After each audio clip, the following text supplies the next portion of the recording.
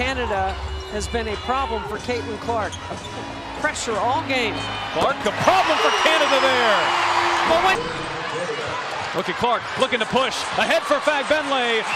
Level again. Fagbenle, handoff Clark, launches and hits a three. We are level. Caitlin Clark just dropped some real talk about Angel Reese's injury, and it's got everyone thinking. You won't believe what she said about the rookie class and the pressure they're under. Is this the dark side of WNBA stardom we don't talk about enough? Before we move on, I'd like to ask you a small favor. If you appreciate this content, please take a second to like this video and subscribe to the channel. Over 98% of you watch the videos without subscribing. It costs you nothing, but it makes a huge difference to us. So did you click the subscribe button? Great. Thank you so much. Now back to the video. You know what's crazier than being down 16 points? The way the Fever got there. Let's break it down. The Fever started this game looking like they forgot how to play basketball. It was painful to watch. Their defense? Practically non-existent. It's like they were giving the Dream an open invitation to score. And don't even get me started on Coach Christy Side's timeout calls. Talk about bad timing. She'd wait until the Dream had already gone on a massive run before calling a timeout. By then, it was too late to stop the bleeding. Fans were losing their minds, and can you blame them? But here's where things get really wild. Halftime rolls around, and everyone's thinking, okay, Coach Sides is gonna light a fire under this team. But nope, her speech was about as inspiring as watching paint dry. Some players looked more drained after that pep talk than they did on the court. It's like she sucked the energy right out of the room. Coming out of halftime, the Fever looked lost. No rhythm, no spark, nothing. It was like watching a completely different team from the one we've seen all season. You're sitting there thinking, is this really the same squad that's been turning heads all year? Now imagine this team going up against some of the WNBA's top dogs in the playoffs. With a start like this, they'd be toast before the first quarter even ended. It was that bad. But here's the thing. Just when you're ready to write them off, something changes. You see a glimmer of that Fever fire we've come to expect. A defensive stop here, a clutch shot there. It's not much, but it's something. Just when you thought the game was over, Aaliyah Boston and Caitlin Clark had other plans. I mean, this is beautiful. Watch this. Drives a longer. Clark going behind the back, trying to create off the Boston screen. Back to Boston. Boston turns the corner, gets to the rim, and ties the game. Canada has been a problem for Caitlin Clark. Pressure all game. Clark, a problem for Canada there. But wait. These two weren't just playing basketball, they were rewriting the entire script of the game. What they pulled off in those final minutes? It's the stuff of WNBA legend. Let's talk about Aaliyah Boston. This woman was unstoppable. She put up a monster performance with 30 points and 13 rebounds. When the pressure was on, Boston stepped up big time. She was grabbing rebounds left and right, scoring in the paint, and making crucial plays when it mattered most. It's like she said, "Not today," to the Dream's hopes of winning. But Boston wasn't alone in this heroic comeback. Caitlin Clark was right there with her, showing why she's one of the most exciting rookies in the league. You know what's crazy? Clark's running floater became her secret weapon.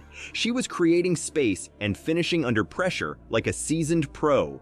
And those three-pointers? Absolutely clutch. There was this one shot that cut the Dream's lead down to just 3 points. The whole arena went wild. Now imagine this. It's the fourth quarter, the Fever are still trailing, and everyone's thinking it's game over. But that's when Boston and Clark decided to turn it up to 11.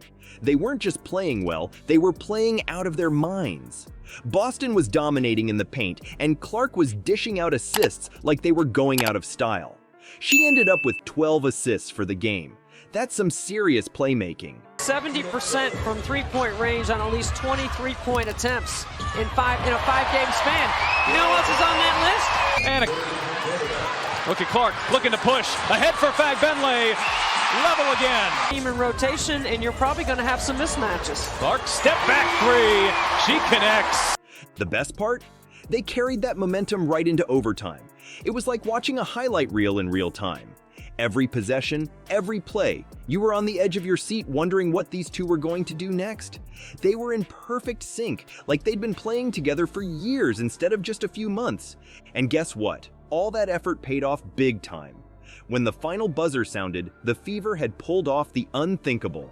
They won 91-87 in overtime. From being down 16 points to snatching victory from the jaws of defeat, Boston and Clark led this team to one of the most incredible comebacks you'll ever see. You know what makes this even crazier? This wasn't just any old regular season game. This win was huge for the Fever's playoff hopes. They're fighting for that last spot, and every game counts. Boston and Clark didn't just win a game, they might have saved the Fever's entire season. The Fever pulled off a miracle, but at what cost? Behind the scenes, there's a whole other drama unfolding. It involves rookie rivalries, unexpected empathy, and a twist that could change the entire landscape of this WNBA season. You'd think after that incredible comeback, everyone would be riding high. But here's the thing, this win wasn't just ugly, it was downright concerning. Sure, Boston and Clark saved the day, but what about those first 3 quarters? The Fever looked lost out there, and against tougher playoff teams, that kind of start could be a death sentence. But wait, it gets even crazier.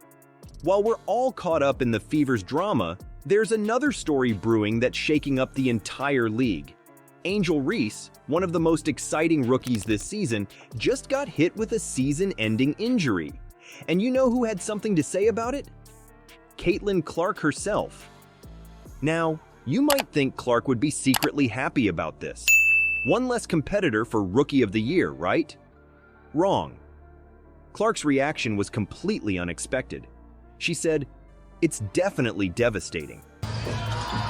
Boston gets it back to Clark, sidesteps Howard, she will launch and knock down.